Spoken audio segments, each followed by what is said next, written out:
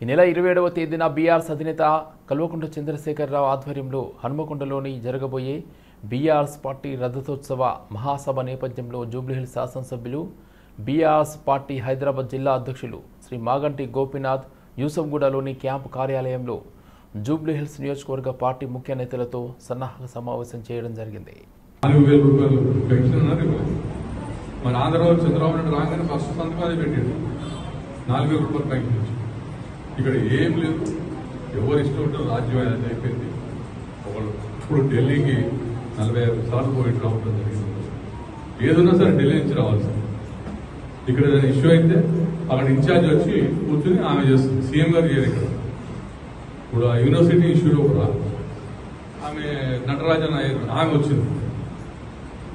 మరి ఇక్కడ సీఎం గారికి ఏం వాల్యూ ఉంది? ఈ విధంగా పరిపాలన జరుగుతుంది. హైదరాబాద్ సిటీ నగర్ పబ్లిక్ చాలా బాధపడుతున్నారు. ప్రతి ఒక్కరు అడుగుతున్నా కదా, వాళ్ళు ఎంత బాధపడుతున్నారంటే టోటల్ రియల్ ఎస్టేట్ పడిపోయింది. ఎవరి దగ్గర డబ్బులు లేవు, మార్కెట్ టైట్ అయిపోయింది. ఫస్ట్ టైం మేము 10 ఏళ్ల తర్వాత ఈ వాతావరణం చూస్తున్నాం హైదరాబాద్లో. హైదరాబాద్ అంటే ఇక్కడ నెంబర్ 1 సిటీగా మన దేశం అంతా ఉన్న అట్లాంటి సిటీని మీరు మొత్తం నాశనం చేసింది. కనుక మీరు ఏం భయపడద్దు.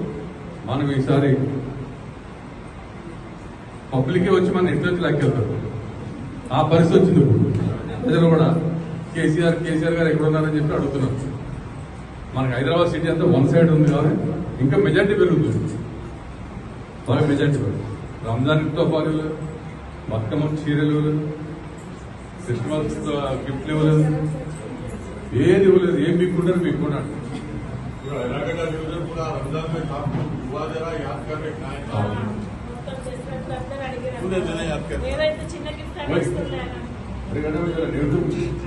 पब्लिक ज्यादा कर रहे हैं तो पब्लिक कन्फ्यूज हो गया.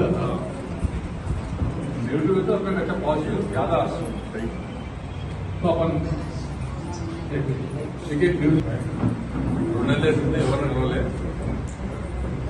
మీరందరూ కూడా నా గురించి చాలా ఆరాటపడ్డారని ఏదో ఫోకస్ న్యూస్ పెట్టి మనందరం తెక్కువ చేశారు. అందరూ మాట్లాడతారు ఏదో వాళ్ళ కలవ మాట్లాడారు. మీరందరూ కూడా నేను ఎప్పుడు రుణపడి ఉంటాను. నా కోసం వాళ్ళ పార్టీ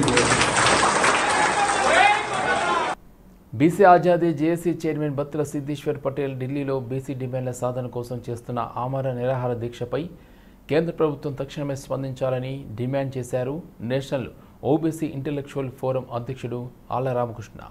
ఈ మేరకు బషీర్బాగ్ ప్రెస్ క్లబ్లో బత్తుల సిద్ధేశ్వర్ దీక్షకు పలు బీసీ సంఘాలు సంఘీభావాన్ని ప్రకటించాయి.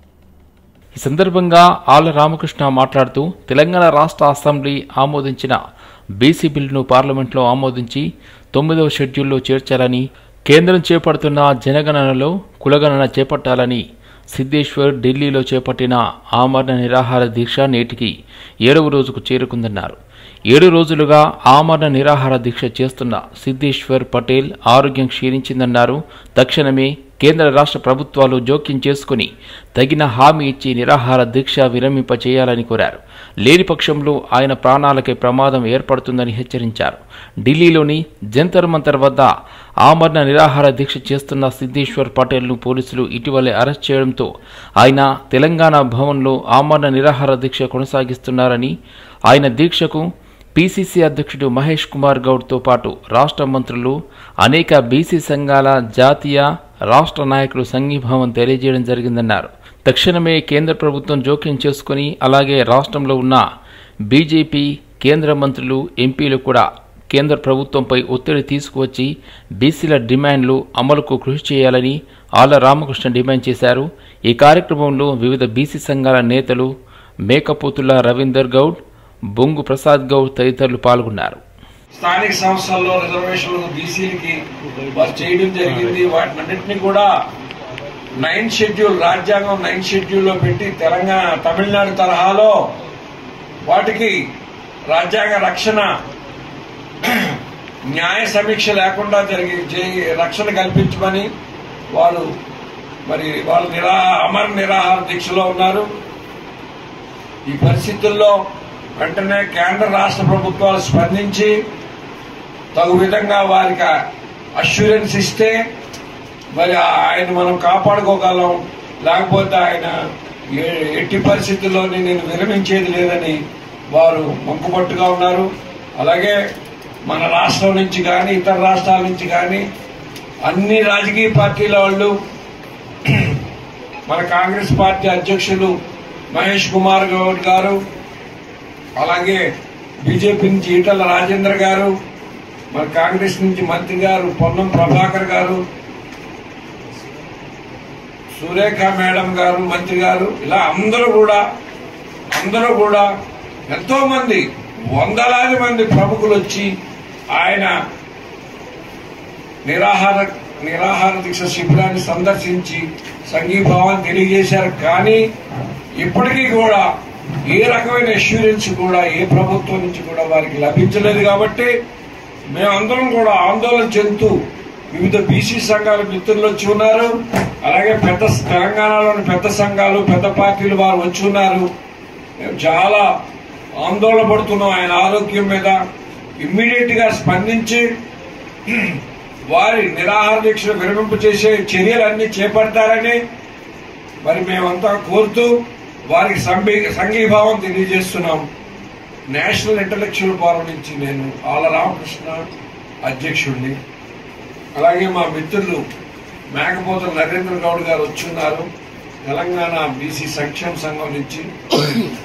వారు కూడా ఈ సందర్భంగా వారి అభిప్రాయం చెప్తారు.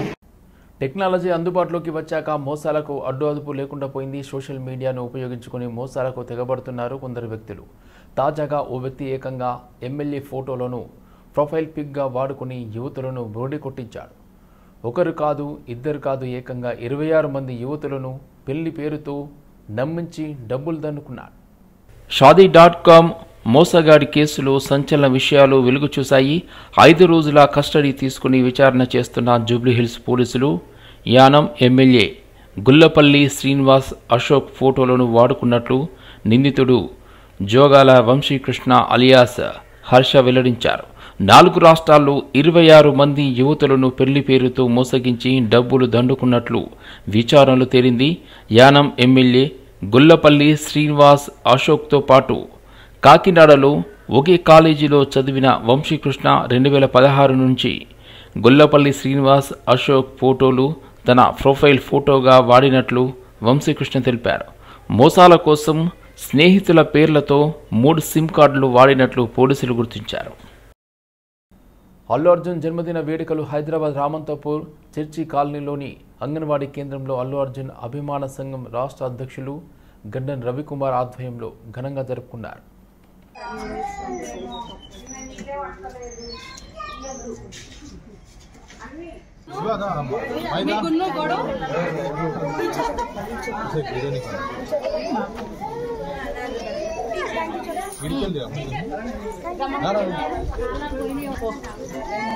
మీరు పదంగా పిల్లలు కళ్ళు చల్లండి మీరు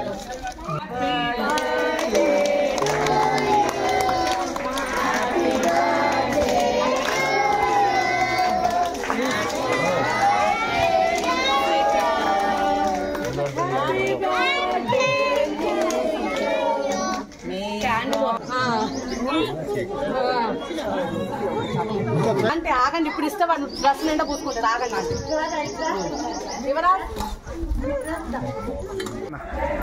ఈరోజు icon star Allu Arjun birthday సందర్భంగా రామంతపూర్లోని అంగన్వాడీ టీచర్స్ నాకు కలిసి మా పిల్లలు ఉన్నారు, చిన్నపిల్లలు, వాళ్ళకు టిఫిన్ బాక్సులు ప్లేట్లు అందించాలని కోరితే సరే అమ్మా అని చెప్పేసి ఈ రామంతపూర్ చర్చ్ కాలనీలోని పిల్లలకు టిఫిన్ బాక్స్ అందడం జరిగింది. అదేవిధంగా ఈరోజు పుష్ప 2 ఎట్లా ఘన విజయం సాధించో ప్రపంచవ్యాప్తంగా ఆయనకు పేరు తెచ్చిపెట్టింది. అదే డైలాగ్ ఈరోజు తగ్గేదలే అనే విషయాన్ని చిన్నపిల్లలు కూడా అంటున్నారు. స్టార్ క్రికెటర్స్ కూడా దాన్ని విషయాన్ని ప్రస్తావిస్తున్నారు. ఈ చిన్నపిల్లలకి ఎట్లా చెప్తున్నారంటే టీచర్స్ చదువు విషయంలో ఏం చేస్తామంటే చదువు విషయంలో తగ్గేదే లేదని చెప్పేసి డైలాగ్ మాట్లాడడం జరుగుతుంది. వాళ్ళు కూడా మంచి చదువుకొని రేపు ఫ్యూచర్లో ఐఏఎస్లు ఐపీఎస్లు కావాలని కోరుకుంటూ ఈ అవకాశం ఇచ్చిన అంగన్వాడీ టీచర్లకు నేను మరొకసారి మనస్ఫూర్తిగా తెలియజేస్తున్నా. ఇదే విధంగా అల్లు అర్జున్ కూడా 100 సంవత్సరాలు ఇటువంటి జన్మదిన శుభాకాంక్షలు జరుపుకోవాలని మేము చాలా చేస్తున్నాం. పుష్ప హిట్ అవడంతో మా అభిమానులందరూ చాలా ఆనందంలో మునిగి తేలుతున్నాం. పట్టణంలో అనేక చోట్ల ఏర్పాటు చేసిన శ్రీరామనవమి చలవ పందిళ్లు సోమవారం రాత్రి రంగురంగుల విద్యుత్ దీపాలతో కనువిందు చేశాయి. అత్యంత భక్తి శ్రద్ధలతో భక్తులు కళ్యాణ రాముని దర్శించుకున్నారు. తిరుమల వాతావరణంలో పందిళ్ల వద్ద సాంస్కృతిక కార్యక్రమాలు ఏర్పాటు చేశారు. తిరుమల వాతావరణంలో పందిళ్ల వద్ద సాంస్కృతిక కార్యక్రమాలు ఏర్పాటు చేశారు. భక్తులకు తీర్థప్రసాదాలు అందజేశారు. పట్టణంలో బాలాజీ సంఘం ఆధ్వర్యంలోనూ తవ్వా బాపనయ్య వీధిలో చలివేంద్రం బజార్లు, గ్రంథాలయ బజార్లలో, బంగారు కోట్ల బజార్లో పందిళ్లను అలంకరించారు.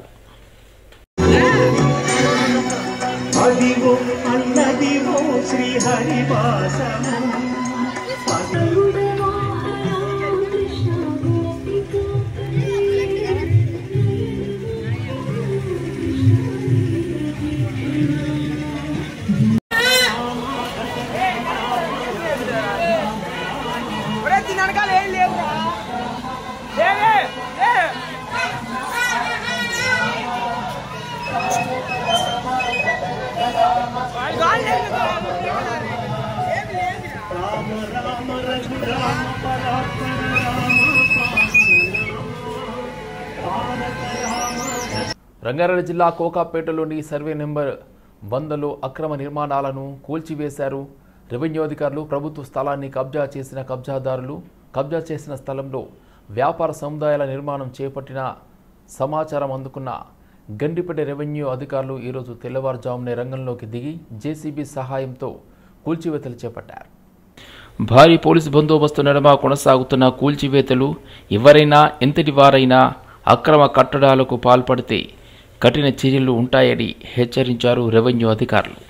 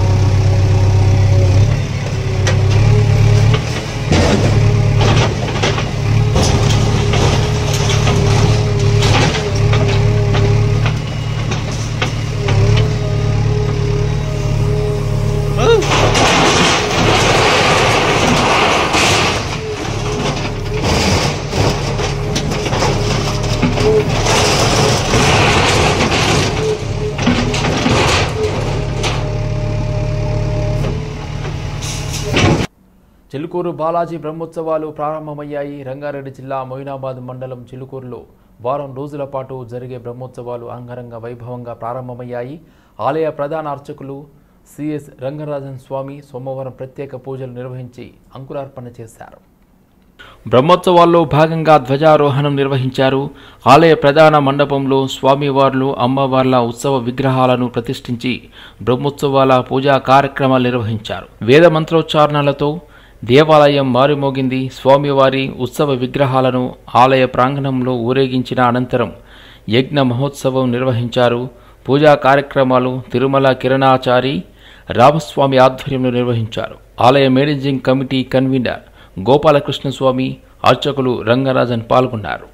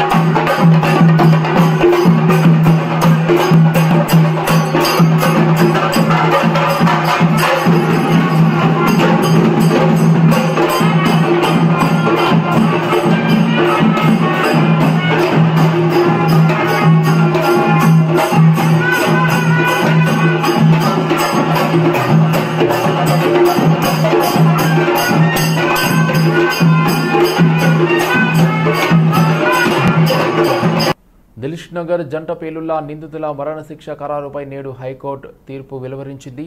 హైదరాబాద్ నగరాన్ని ఉలిక్కిపడేలా చేసిన దిల్షుఖ్నగర్ జంట పేలుళ్ల కేసులో నిందితులకు హైకోర్టు మరణశిక్షను విధించింది. 2013 ఫిబ్రవరి 21వ తేదీ సాయంత్రం 6:58 దిల్షుఖ్నగర్లోని 107 బస్టాప్ వద్ద, అనంతరం 6:58 సమీపాన మిర్చి సెంటర్ వద్ద జంట బాంబు పేలుళ్లు సంభవించాయి. ఈ అమానుషమైన ఉగ్రదాడిలో 18 మంది అమాయకులు ప్రాణాలు కోల్పోగా 131 మందికి పైగా తీవ్రంగా గాయపడ్డారు. ఈ ఘటనపై జాతీయ దర్యాప్తు సంస్థ NIA చట్టం ప్రకారం ఉగ్రవాద కార్యకలాపాల కింద ఈ కేసును దర్యాప్తు చేసి నిందితులపై సుదీర్ఘ విచారణ జరిపి వీరిపై 5,000 పేజీలకు పైగా ఆధారాలతో కూడిన ఛార్జిషీట్ను NIA దాఖలు చేసింది. విచారణ నిమిత్తం కేసు NIA ప్రత్యేక న్యాయస్థానం 5వ అదనపు మెట్రోపాలిటన్ సెషన్స్ జడ్జి రంగారెడ్డి జిల్లా కోర్టు పరిధిలో నడిచింది. హైకోర్టు ఆదేశాల మేరకు ఈ విచారణ చెర్లపల్లి సెంట్రల్ జైల్లో సుమారు 2 ఏళ్ల పాటు సాగింది. విచారణ ముగిసిన తర్వాత ప్రత్యేక న్యాయస్థానం నిందితులపై మరణశిక్ష విధిస్తూ తీర్పు వెలువరించింది. అట్టి మరణశిక్షను అమలు చేయాలంటే హైకోర్టు నుండి తప్పనిసరిగా ధృవీకరణ అవసరం. ఈ నేపథ్యంలో ప్రత్యేక NIA ట్రయల్ కోర్టు తీర్పును హైకోర్టుకు లేఖ రూపంలో పంపించగా హైకోర్టు దాన్ని రిఫర్డ్ ట్రయల్గా స్వీకరించి విచారణ చేపట్టింది. Telangana high court has upheld the death sentences of 5 convicts who have convicted death sentence by the National Investigation Agency Court in 2016. The incident occurred in the year 2013 February. In this incident, 18 people were died and 131 people were severely injured. Thereafter, after full-fledged trial, NIA court convicted the 5 accused death sentence and others life imprisonment. The 5 death sentence convicts approached this honorable court and argued the matter. Today, Justice Lakshmanan P. Sisuda gave a judgment upholding the judgment of the NIA court and confirmed the sentence of NIA court. Today, the honorable High Court passed an order to direct the prosecution to proceed with the death sentences.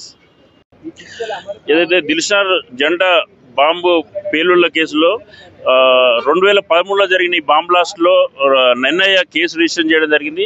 అది bomb blast సందర్భంగా 18 మంది చనిపోవడం జరిగింది. అదేవిధంగా 100 మంది గాయాలు కావడం జరిగింది. ఆ తర్వాత క్రమంలో NIA కేసులు రిజిస్టర్ చేసి తర్వాత విచారణ కూడా ప్రారంభించడం జరిగింది. అయితే 2016 డిసెంబర్న ఇది వీళ్ళకి 5గురికి మరణశిక్ష విధిస్తూ కూడా తీర్పు వెలువరించడం జరిగింది. దాన్ని ఏదైతే వీళ్ళు ఛాలెంజ్ చేస్తూ హైకోర్టుకు కూడా రావడం జరిగింది. అయితే హైకోర్టు ఈరోజు పూర్తి స్థాయిలో విన్న తర్వాత తీర్పును కూడా వెలువరించడం జరిగింది. ఏదైతే మరణశిక్ష విధించిన దాన్ని సహేతుకమని దాన్ని కన్ఫర్మ్ చేస్తూ ఈరోజు జడ్జిమెంట్ కూడా వెలువరించడం జరిగింది. అయితే ఈ 5గురికి సుప్రీంకోర్టు పోయి స్టే తెచ్చుకుంటే తప్ప వీళ్ళకు మరణశిక్ష పడే అవకాశాలు ఉంటాయి.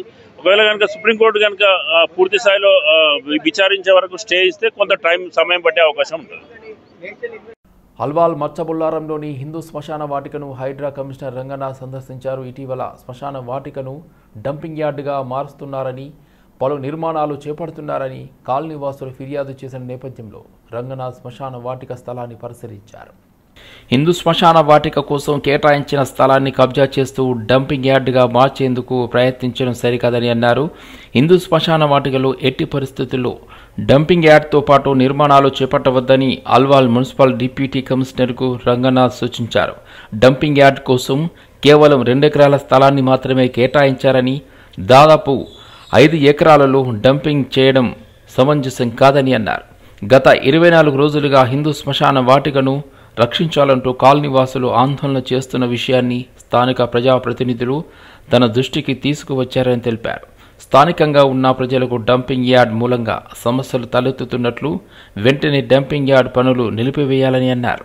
మచ్చబొల్లారం అల్వాల్ లిమిట్స్ లో ఉన్నటువంటి మచ్చబొల్లారం ఈ శ్మశాన వాటిక అంటే ఈ గ్రేవ్ యార్డ్ దగ్గరికి రావడం జరిగింది. ఇక్కడ గత కొన్ని రోజులుగా ఇక్కడ స్థానికులు ఇక్కడ చెత్తని డంప్ చేస్తారు. అంటే ఇది ఒక కలెక్షన్ యార్డ్ గా వాడుతూ ఇక్కడ సార్టింగ్ స్టేషన్ కూడా పెట్టి ఇక్కడ జరుగుతున్న దీన్ని వీళ్ళకి యాక్చువల్గా అలాట్ చేసింది. అంటే ఇక్కడ చేస్తున్నటువంటి సంస్థ ఏదైతే ఉందో రామ్కి అనేవారు వాళ్ళకి కాంట్రాక్ట్ ఇవ్వటం, వాళ్ళు 2 ఎకరాలకి అలాట్ చేస్తే వాళ్ళు కొంచెం ఎక్స్ట్రాగా ఇంకొక 3-4 ఎకరాలు ఆక్రమించి చేశారనేది ఇక్కడ స్థానికంగా కంప్లైంట్. అంటే వాళ్ళకి ఇచ్చిన దానికన్నా ఎక్కువగా ఉన్న ఏరియాలో తీసుకున్నారు.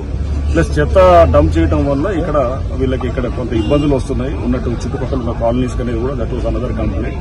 ప్లస్ ఇది గ్రేవ్ యార్డ్ లో వీళ్ళు వర్క్స్ చేయడం తోటి అక్కడ చాలా చోట్ల ఏదైతే గనక వీళ్ళు గతంలో పూడ్చినటువంటి ఇది రెమినెంట్స్ ఏదైతే ఉన్నాయో బోన్స్ ఇట్లాంటివన్నీ కూడా అవి కూడా ట్రేస్ అవుతాయి.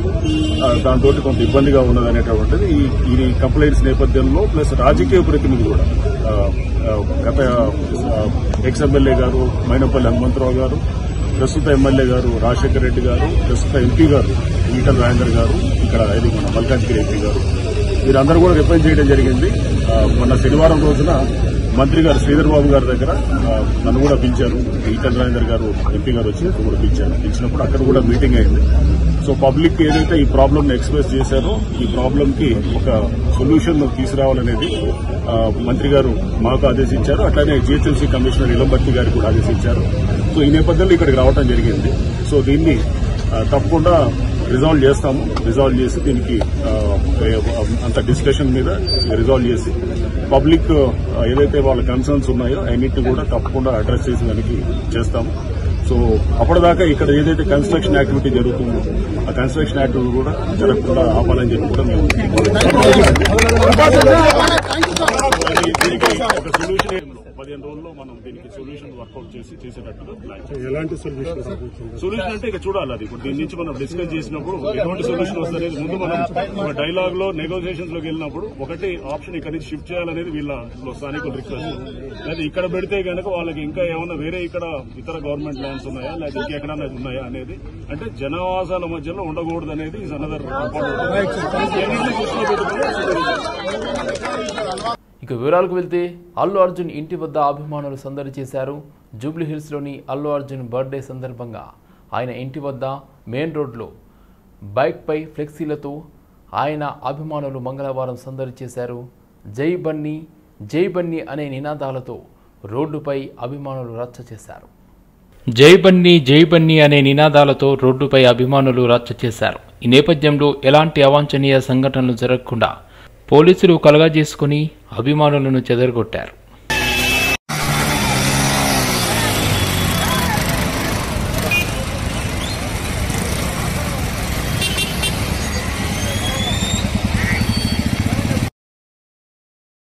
A6గా ఉన్న శ్రవణ్ రావు ఇవాళ మరోసారి సిట్ విచారణను ఎదుర్కొన్నారు. విచారణలో శ్రవణ్ రావు వినియోగించిన 2 ఫోన్లు కీలకం కానున్నాయి.